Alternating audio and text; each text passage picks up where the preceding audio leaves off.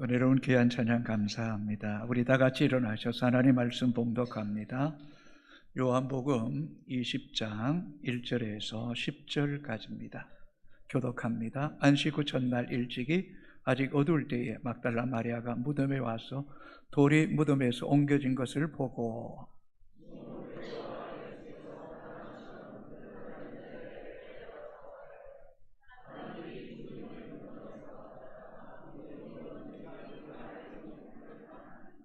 베드로와 그 다른 제자가 나가서 무덤으로 갈새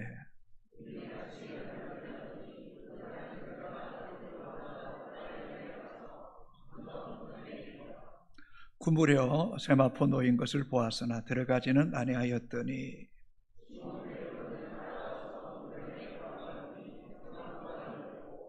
또 머리를 쌌던 수건은 세마포와 함께 놓이지 않고 딴 곳에 쌌던 대로 놓여 있더라.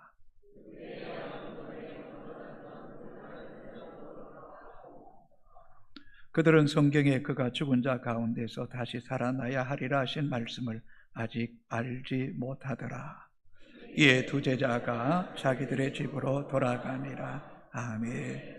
작석하시겠습니다.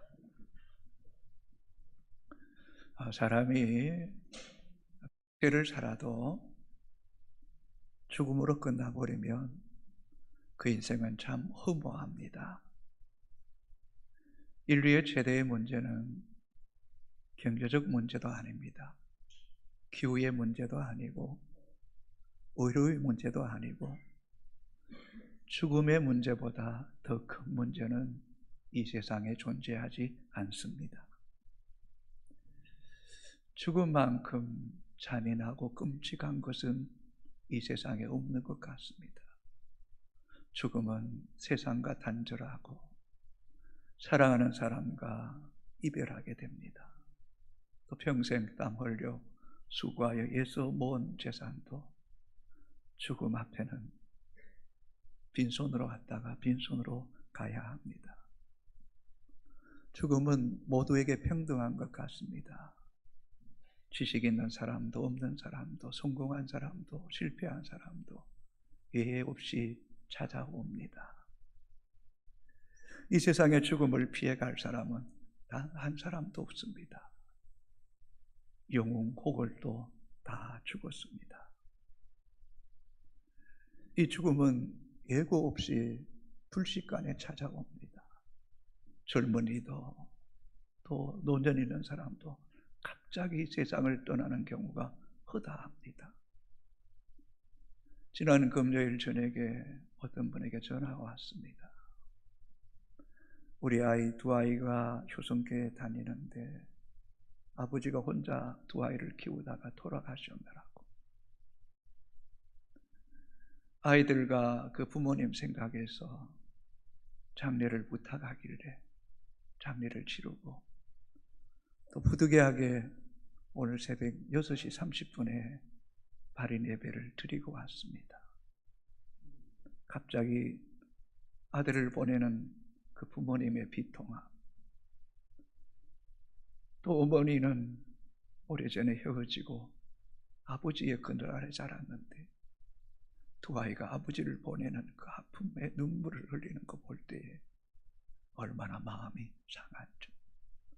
죽음보다 더 매정한 것이 이 세상에 없는 것 같습니다. 그렇습니다. 우리 가운데도 혹은 긴 인생을 살지 짧은 인생을 살지 불식간에 죽음이 내 생명을 거둬갈지 아무도 알지 못합니다.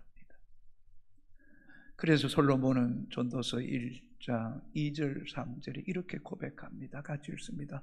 전도자가 이르되 헛되고 헛되며 헛되고 헛되니 모든 것이 헛되도다. 해 아래서 수고하는 모든 수고가 사람에게 무엇이 유익한가? 어떻게 헛되고 헛되며 헛되고 헛되니 모든 것이 다 헛되다. 무려 5번이나 말합니다. 이번에 에멜이라는 단어인데 숨, 바람, 무염이 허무하다 그런 뜻입니다. 또 본문을 보십시오. 해 아래 수고한 모든 수고가 죽음 앞에 무엇이 유익한가? 아무것도 가져가지 못합니다. 우리 인생 겨울에 이렇게 숨 한번 훅 내리시면 그저 그 숨기가 이렇게 움직이는 것 같지만 순식간에 잠깐 동안 있다가 사라지는 것. 그게 우리 인생이라는 거죠. 한평생 태어나서 애써 수고하며 모든 것을 움켜쥐는 것 같지만 그 인생은 바람 잡는 것 같아요. 우리 움켜쥐면 질수록 바람은 아무것도 없는 거죠. 그게 우리 인생이 끝날 때에 바람 잡는 것 같은 것이 우리 인생이라는 거죠. 여러분 그렇지 않나요? 애써 부정하고 싶지만 실상이 우리 인생이 그런 겁니다. 그래서 시편 103편 15절 16절은 이렇게 고백합니다. 천천히 읽습니다. 인생은 그날이 풀과 같으며 그의 영화가 들의 꽃과 같도다. 그것은 바람이 지나가면 없어지나니 그 있던 자리도 다시 알지 못하거니와. 인생 풀과 같습니다. 그 영화 풀의 꽃과 같습니다. 젊다고요, 청춘이라고요 자랑하지 마세요. 잠깐입니다. 세상에 힘 있다고요, 권력 있다고, 돈 있다고요, 그 잠깐입니다. 얼마 전에 개나리 피었는데 잠깐 사이에 지고 목련꽃 떨어지는 거 보세요. 필 때는 그렇게 아름다운데 떨어질 때는 왜 그렇게 좋아합니까? 예, 벚꽃 며칠 지나 보세요. 흔적도 없습니다. 이게 우리 인생입니다. 우리 인생요 바람처럼 쑥 갔다가 사라지는데 보이지 않는 거죠. 예, 있을 때 내 자리, 내 집, 내 거처 참 소중해요. 떠나보세요. 흔적도 없는 게 우리 인생입니다. 삶과 죽음 멀지 않습니다. 삶과 죽음 어쩌면 동행하는 겁니다. 왜요? 코끝에 숨 못 들이쉬면 죽거든요. 그래서 생명과 죽음은 코끝 차이인 거예요. 코끝까지 와 있는 거예요. 그래서 인간에게 갑작스럽게 죽음이 찾아올 때, 또 노년이 죽음이 엄습해 올 때 죽음만큼 더 무섭고 두려운 게 없더라고요. 이렇게 많은 사람들 임종을 제가 수없이 지켜보잖아요. 그러면 우리 인생을 가장 절망케 하고 끔찍하게 하는 것은 죽음입니다. 죽음. 그런데 놀라운 것은 하나님께서 우리 인생이 이렇게 죽음으로 끝나는 것을 원치 아니하셨어. 그의 아들 독생자 예수 그리스도를 이 땅에 보내주시고 그분께서 인간의 죄와 저주와 사망의 고통을 친히 담당하시고 장사진에 맞되었다가 사흘 만에 죽음의 권세를 이기시고 부활하심을 통해 그를 믿는 자에게 값없이 은혜로 부활할 수 있는 영원한 생명을 우리에게 주신 날이 바로 이 부활절인 것입니다. 인류 역사의 이날보다 더 기쁘고 복된 날이 없는 거예요. 없는 거예요. 죽음의 세력을 이기고 부활하신 날, 이 얼마나 귀한 날이에요. 온 인류에게 이보다 더 기쁜 소식이 어디 있겠습니까? 그러나 어두움에 세상의 종노릇된 인간은 사단의 속임과 꾀임에 넘어가 이 부활을 부정하고 믿지 않는 것, 이보다 더 불쌍하고 안타까운 일이 이 세상에 또 어디 있겠습니까? 오늘 본문의 막달라 마리아는 예수님의 시신에 향품을 바르기에 무덤을 향하여 갑니다. 안식 후 첫날, 주님이 죽은 지 사흘째 되던 날 무덤을 향하여 달려갑니다. 그러나 분명히 주님의 무덤을 가로막고 있는 큰 돌이 있을 것은 염려하지만, 그러나 염려하지 마세요. 믿음의 성도를 염려에 있을지라도 믿음으로 순종하면 하나님이 일하심을 보게 됩니다. 20장 1절 같이 읽겠습니다. 안식 후 첫날 일찍이 아직 어두울 때에 막달라 마리아가 무덤에 와서 돌이 무덤에서 옮겨진 것을 보고, 여러분 인간적으로 예수님이 죽었으면 끝난 거 아니에요. 근데 주님을 얼마나 사랑하고 귀히 여겼던지 그 주님이 죽은 시신이라도 한 품을 꼭 넣어주고 싶었어. 새벽 일찍이 어두울 때에 믿음으로 무덤을 향하여 찾아왔더니 이미 무덤의 돌문이 굴러져 있는 겁니다. 어디 그뿐입니까? 그토록 사랑하며 주님의 몸에 향유를 한 품을 넣어주기로 했던 주님의 시신이 보이지 않는 겁니다. 얼마나 놀랐겠어요. 어둡고 아직 날이 밝기 전에 홀로, 요한복음에는 홀로 간 것으로 기록하지만 다른 복음서에 보면 여러 여자들이 함께 갔잖아요. 그럼 얼마나 놀랐겠어요. 가슴을 진정시키면서 애써 진정시키고, 주님께서 특별히 사랑했던 베드로와 요한에게 급히 달려가서 말합니다. 주님의 무덤이 돌이 굴러져 있고 주님의 시신이 보이지 않는다고 말했더니 베드로와 요한이 듣고 달려옵니다. 그리고 그들도 주님의 무덤이 이미 빈 무덤이고 돌이 굴려져 있는 것을 확인했던 것입니다. 사랑하는 성도 여러분, 우리 예수님은 죽음의 권세를 이기시고 부활하신 것입니다. 주님께서 생전에 3번이나 말씀하셨잖아요. 인자가 고난을 받고 제3일에 살아나야 하리라. 인자가 고난을 받고 제3일에 살아나야 하리라. 진리신 예수 그리스도는 그 말씀대로, 그 약속대로 죽음의 권세를 이기시고 부활하신 것입니다. 다른 복음서에 보면 그때 천사들이 여인에게 말합니다. 어찌하여 산 자를 죽은 자 가운데서 찾느냐? 살아계신 분을 어찌 무덤에서 찾느냐? 그분은 살아나셨다. 그분은 성령으로 오늘도 우리의 삶의 한복판에 계시고 우리의 영혼에 계시고 우리와 동행하시고 우리의 삶을 간섭하시고 인도하시는 분이다 라고 말씀하고 계시는 겁니다. 예수 그리스도는 죽음의 권세를 이기시고 부활하셨기에 기독교는 빈 무덤의 종교입니다. 이 땅에 전 세계 3,000여 개의 종교가 있다고 합니다. 그 종교의 창시자들 다 무덤이 있잖아요. 대표적으로 유교의 공자의 무덤, 불교의 석가모니 무덤, 이슬람의 마호메트의 무덤이 있지만 기독교의 무덤은 빈 무덤입니다.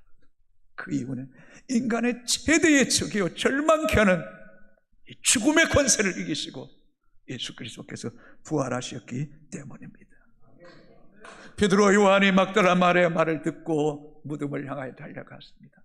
겁이 많듯 요한은 무덤 안에 들어가지는 못하고 무덤 밖에서 보니 주님의 시신이 보이지 않았습니다. 그러나 성격이 급하고 또 다혈질인 베드로는 그 즉시 늦게 왔지만 무덤에 들어가 보았습니다.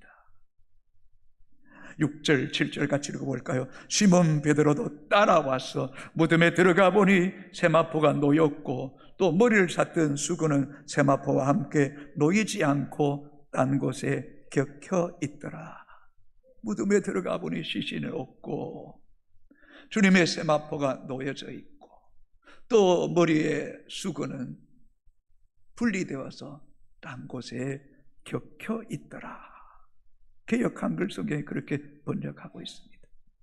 놓였다, 격했더라 라는 말은 참 중요한 단어입니다.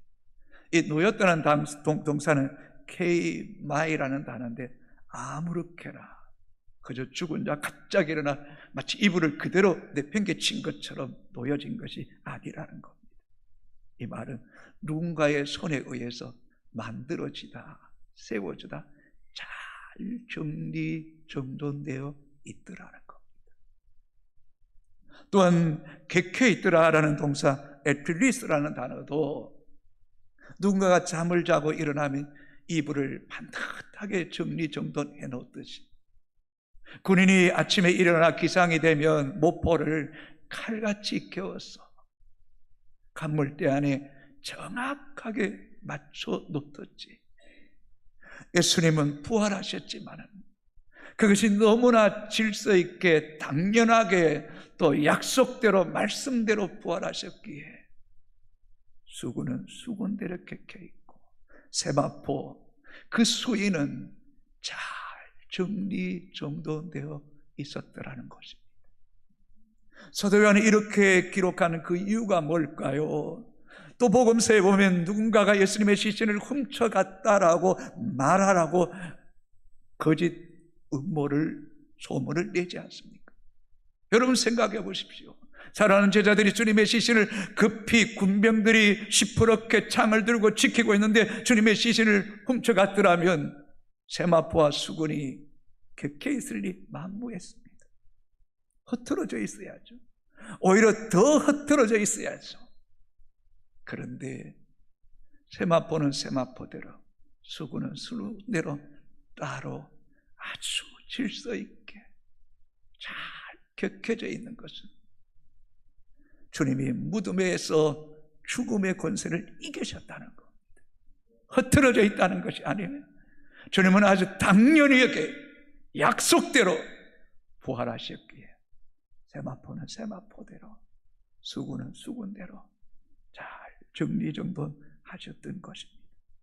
그리고 부활하신 주님은 그토록 사랑하는 막달라 마리아와 여인들에게 만나주시고 또 사랑하는 12제자에게 분명하게 자기 자신을 계시해 주실 뿐만 아니라 의심 많은 사람들이 있기에 500여 행적의 일시에 나타나서 부활을 확정시켜 주셨습니다.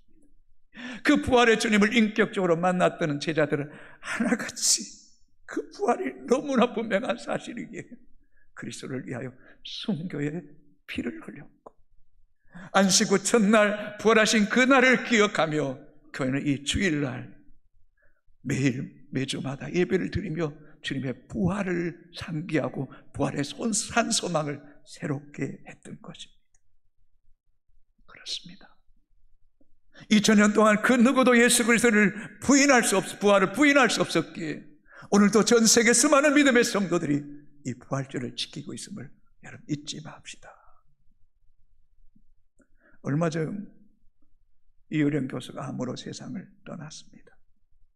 그는 생전에 담담하게 젊은이는 늙고 늙은이는 죽는다 라고 말하면서 이제 자신도 그리스도 안에서 죽었어, 부활하였어, 내 사랑하는 딸이 먼저 간 그 이인하 목사를 주님의 나라에서 꼭 뵙기를 원한다며 평안히 주님 품에 안겼습니다. 그러면서 생전에 안타깝게 얘기했던 것은 오늘의 젊은이들이 죽음을 잃어버렸다, 죽음을 생각하지 않는다고 안타까워했습니다. 오늘의 수많은 젊은이들이 내 눈이 원하고 내 마음이 원하는 대로 이 엔터테인먼트라는 이 오락문화, 유흥문화에 너무 깊이 빠진 나머지 먹고 마시고 즐기자, 그리고 내일을 생각하지 않는 이런 타락된 문화가 죽음을 삼켜버렸다는 것. 이게 어찌 젊은이들의만의 문화이겠습니까? 어쩌면 교회 안에 있는 우리 또한 이런 유흥문화에, 이런 세속적인 문화에 먹고 마시고 세상 것을 누리고 여행하고 이런 세상의 문화에 깊숙이 젖은 나머지 죽음을 잃어버려요. 죽음은 나와 상관없는 것처럼 생각한다는 것. 어쩌면 이것이 사단의 가장 고도의 전략이고 이 고도의 전략에 수많은 이들이 젊은이들이 또 그리스도인들이 매장되어 가고 영적으로 죽어가고 있는 이때 우리 그리스도인은 깨어 있어야 될 줄로 믿습니다. 그리스도인은 죽음을 직시할 줄 알아야 됩니다. 죽음이 늘 내 곁에 가까이 있음을 알고 인정하고 예수 그리스도의 부활과 그 산 소망을 굳게 붙잡아야 될 줄로 믿습니다. 인생은 다 왔다가 죽습니다. 예외 없습니다. 그러나 여러분 기억하십니까? 모든 사람은 다 죽습니다. 그러나 다시 삽니다. 그리고 하나님의 심판대 앞에 반드시 서야 됩니다. 이 하나님의 말씀입니다. 히브리서 9장 27절에 한 번 죽는 것은 정한 것이고 그 후에는 심판이 있으리니. 여러분이 부정한다 할지라도 무시한다 할지라도 우리는 하나님의 순리에 순응할 수밖에 없습니다. 그날에 믿지 않는 자는 성경대로 꺼지지 않는 영원한 불못에 던져질 것이고 믿는 자는 그리스도와 함께 상세로부터 예비된 나라에 들어가서 썩어질 몸이 썩지 않을 몸으로, 약한 몸이 강한 몸으로, 욕된 몸이 영광스러운 몸으로, 육의 몸이 신령한 몸으로 변형될 것입니다. 그러기 위해서는 믿어도 되고 안 믿어도 되는 선택사항이 아니라 반드시 믿어야 되는 분임을 잊지 않게 되기를 주님의 이름으로 축복합니다. 그래서 이 복음의 비밀을 아는 사람들은 삶이 다릅니다. 예수 그리스도를 인격적으로 믿는 사람, 부활의 산소망이신 그분을 확신하고 이 땅에 살아가는 사람들을 보시면 그 내면이, 삶이 질서가 있습니다. 규모가 있습니다. 단순합니다. 뒤돌아서지 않습니다. 겜덕질하지 않습니다. 오히려 그분을 덜 사랑해서, 그분을 더 사랑하고 싶어서, 그분 앞에 더 온전하고 싶어서 몸부림치는 사람이 진짜 부활의 소망을 가지고 살아가는 사람들입니다. 공부 열심히 하는 학생들은 시험 때가 되면, 날짜가 다가오면 두려워하지 않습니다. 결전의 날을 기다리고 주어진 시간 50분을 최대한 활용해서 시험을 풀고 또 점검하고 또 점검합니다. 하나로 틀리지 않기 위해서. 그러나 시험의 날이 다가오지만 준비되지 않는 아이들은 동분서주합니다. 엉뚱한 생각합니다. 겹눈질합니다. 옛날 같은 연필도 굴리고 한 20, 30분 되면 시험 끝나버립니다. 더 이상 할 것도 없고 점검할 것도 없습니다. 튕겨 나가버리는 거죠. 이와 마찬가지로 예수 그리스도의 부활과 영원한 생명이심을 아는 사람들은 그날을 위해 철저하게 준비합니다. 마치 예수님께서 부활하신 후에 그 세마포와 수건을 잘 켜 놓았던 것처럼 우리의 시간, 우리의 마음, 우리의 육체, 우리의 영혼, 우리의 물질, 우리에게 주신 사명, 그 하나도 허투루게 낭비하지 않습니다. 그럴 때마다 하나님 앞에 부끄러울 때가 얼마나 많은지 더 온전하게 흠없게 살려고 애쓰게 되는 것입니다. 이것이 부활 안에 살아가는 성도의 삶임을 여러분 기억할 수 있게 되기를 바랍니다. 그래서 하루를 살아도 마지막 날처럼 살고, 내가 오늘 죽어도 주님 앞에 설 것을 생각하며 평안히 잠을 들 수 있는 사람, 그 사람이 부활의 소망 가운데 살아가는 사람입니다. 또한 여러분, 부활의 주님이 하나님 보좌 우편에서 우리를 위해 친히 지금도 중보기도 하고 계시겠지만 영으로는 우리 안에 계시는 겁니다. 죽음의 권세를 이기시고 부활하신 그 영이 우리 안에 계시고, 만물을 창조하시고 다스리시고 만물을 발 아래 복종케 하시는 그 주님이 우리 안에 계시고, 길이고 진리고 생명이신 그분이 우리 안에 계실 때에 어찌 방황할 수 있겠습니까? 어찌 허망하고 가치 없고 세속적이고 우리의 영혼을 좀먹게 하고 병들게 하는 것에 내 눈과 마음을 빼앗길 수 있단 말입니까? 짜가고 싶지 않는 거죠. 그러니 이런 성도의 삶이 얼마나 질서정연하겠습니까? 예수 그리스도가 생명의 빛이지 않습니까? 생명의 빛이신 그분을 따라다니서 어두움의 가운데 거하지 않고 생명의 빛 가운데 거하고 생명의 빛, 생명의 그 빛 속에 쑥 들어갈 때에 우리 영혼이 어두움의 속에서 자유케 되는 거예요. 그래서 요한복음 8장 12절을 이렇게 기록합니다. 같이 읽겠습니다. 예수께서 또 말씀하여 이르시되 나는 세상의 빛이니 나를 따르는 자는 어둠에 다니지 아니하고 생명의 빛을 얻으리라. 아멘. 오늘 그리스도인의 삶 속에서 길이고 진리고 생명이고 생명의 빛이요 부활하신 그분이 여러분의 영혼에서, 여러분의 삶에서 드러나 예수 그리스도의 부활의 산증인이 되기를 주님의 이름으로 축복합니다. 어디 그뿐입니까? 그분은 선한 목자이잖아요.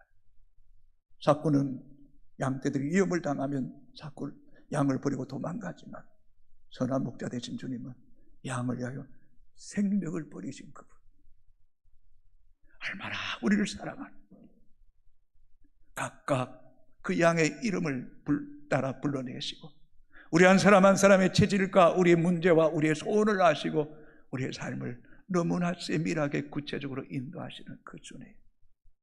그러니 여호와는 나의 목자시니 내게 부족함이 없으리로다. 그가 나를 푸른 추장에 누이시며 쉴만한 물가로 인도하시는도다. 내가 사망의 엄침한 골짜기로 다닐지라도 해를 두려워하지 않을 것은 주께서 나와 함께 하십니다. 주의 지팡이와 막대기가 나를 안위하시나이다는 이 어마어마한 믿음이 우리를 압도하는 은혜가 있게 되기를 주님의 이름으로 축복합니다.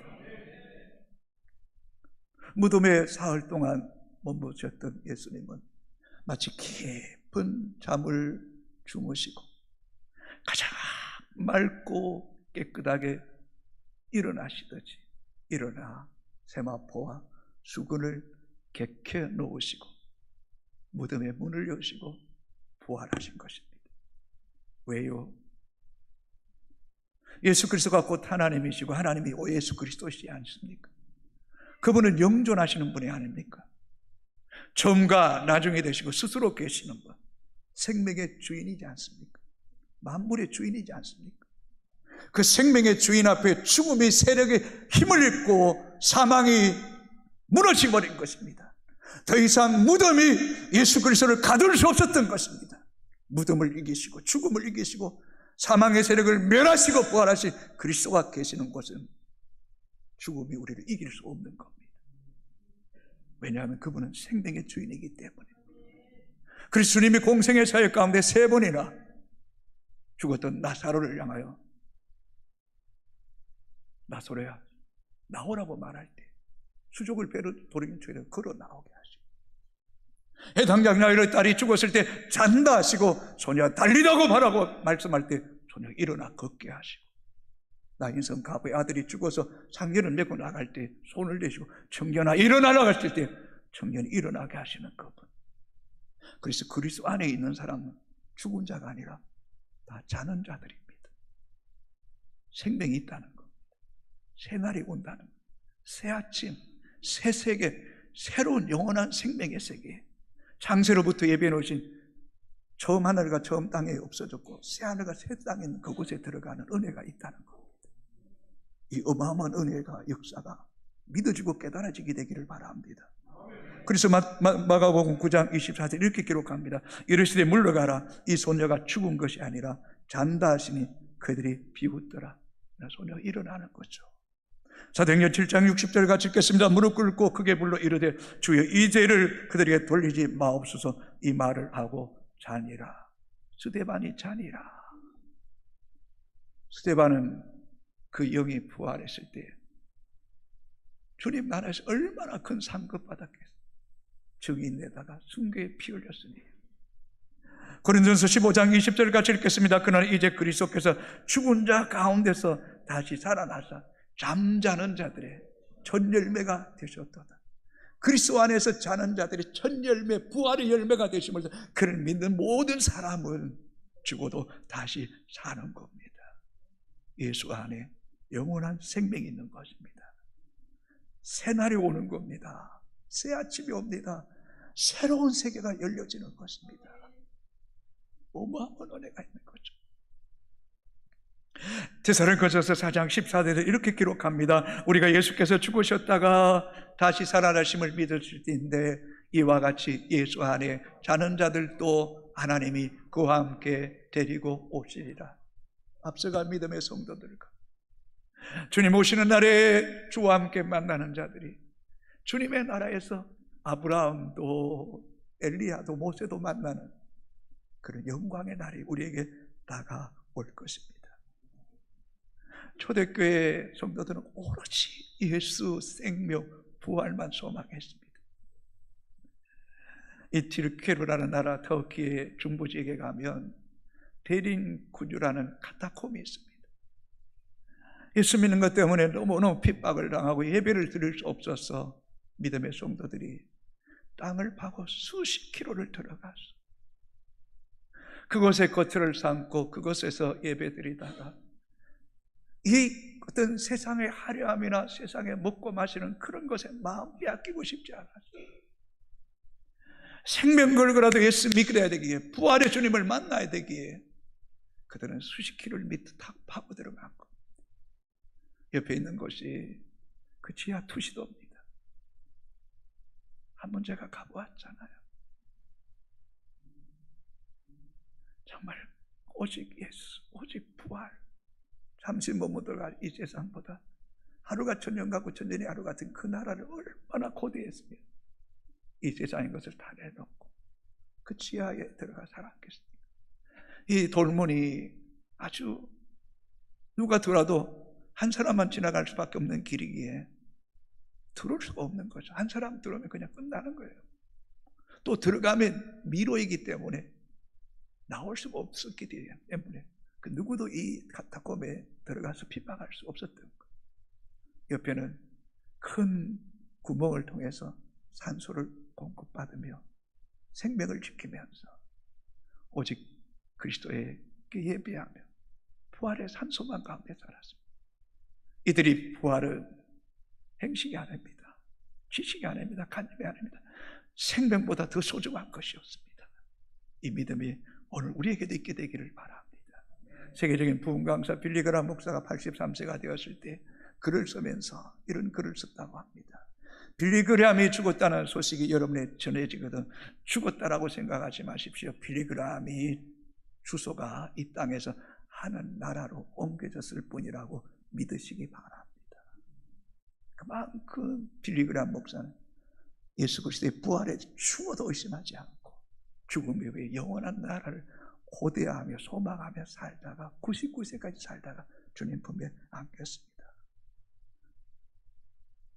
보네프라는 유명한 독일의 신학자는 그 히틀러 앞에 정의를 외치다가 복음을 외치다가 사형이 당할 때 그는 마지막 이렇게 고백하죠. 죽음이 끝이 아니다. 이제 영원한 삶의 시작이다.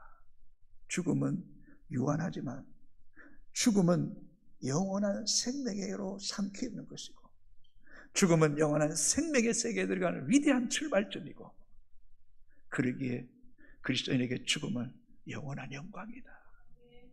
그렇습니다, 여러분. 예수 안에 죽는 자는 새로운 세계, 새로운 나라, 영원한 생명의 세계에 들어가게 되고 정말 그곳에는 해와 달이 필요 없고 찬란한 빛이 있으며 수정 같은 강이 흐르고 날마다 12가지 실과가 맺히며 그곳에서 주와 함께 형언할 수 없는 상상할 수 없는 천상의 예배와 함께 영생 복락 누리게 됨을 잊지 않게 되기를 주님의 이름으로 축복합니다. 그 부활의 주님은 오늘도 우리와 함께 하십니다. 제자들이 문을 굳게 잠그고 있을 때도 그 가운데 쑥 들어오셔서 너에게 평강이 있을지어다 살롬 외치시고 당신의 손과 옆구리를 발을 보이시면서 내가 살았다, 부활했다. 제자들이 보고 기뻐했습니다. 에마오 도상의 두 제자가 시리와 절망 가운데 내려갈 때 부활의 주님께서 동행하시고 말씀을 풀어 가르칠 때 마음이 뜨거워지고 떡을 뗄 때 눈이 열려져 주님을 보게 하시고 베드로와 7 제자들이 시리와 절망 속에 애생할 때 들어가 디베라 호숫가에 검을 던지고 있을 때 밤새도록 한 마리 물고기도 잡지 못할 때 그 가운데 오셔서 그물을 배 오른편에 던지라고 말씀하시죠. 오른편에 던졌더니 그물이 찢어지지 않고 많은 물고기를 잡게 하셨습니다. 부활의 주님은 우리의 삶 가운데 함께 하십니다.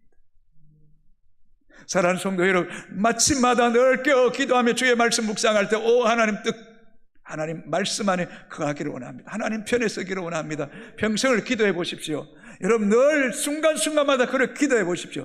그 부활의 주님이 때때로 당신의 뜻을 문득 생각나게 하시고 가르쳐 주실 줄로 믿습니다. 부족한 목사지만 한 주간 고난 주간 특별 새벽 기도를 하면서 어떤 책이나 어떤 자료를 보기보다는 기도할 때마다 문득 주시는 그 말씀을 붙잡게 하시고 그 말씀을 선포함을 통하여서 제 영이 하나님 안에서 새롭게 하시는 그런 은혜를 경험할 때 주님 감사합니다. 그 부활의 주님을 찬양하지 않을 수 없었습니다. 사랑하는 성도 여러분 기억하십시오.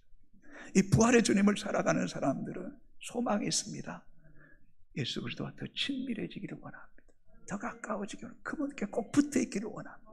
그뿐만 아니라 내 삶을 그분께 맡기게 됩니다. 전적 이탁하게 됩니다. 그리고 내 모든 삶의 열정을 정말 온 마음 다해 온 뜻 다해 그분만 사랑하기를 원합니다. 그래서 마음을 다하고 목숨을 다하고 뜻을 다하고 힘을 다해 주 너의 하나님을 사랑하라. 이 주님을 사랑할 때 세상을 사랑하지 않습니다. 물질이나 험한 것 썩으니까 바라보지 않습니다. 마음 빼앗기지 않고 싶습니다. 온전히 주님을 따라가고 싶습니다. 그럴 때 주님은, 부활의 주님은 내 인생을 압도하시고 이끌어 가실 때 정말 예수밖에 없습니다. 주님 안에 있을 때 세상에 보여집니다. 바울처럼 모든 것을 배설물로 여기고 내 주 예수 그리스도를 아는 지식 가장 고상하고 예수 안에 살아가는 건 더 귀한 것이 없고 자유하며 생명과 죽음을 초월하는 땅에 살아도 위의 것을 향하여 살아가는 어마어마한 은혜가, 이 영적 세계가 우리 모두에게 열려지게 되기를 주님의 이름으로 축복합니다. 우리 다 같이 찬양합니다. 기쁜 마음으로 찬양합시다.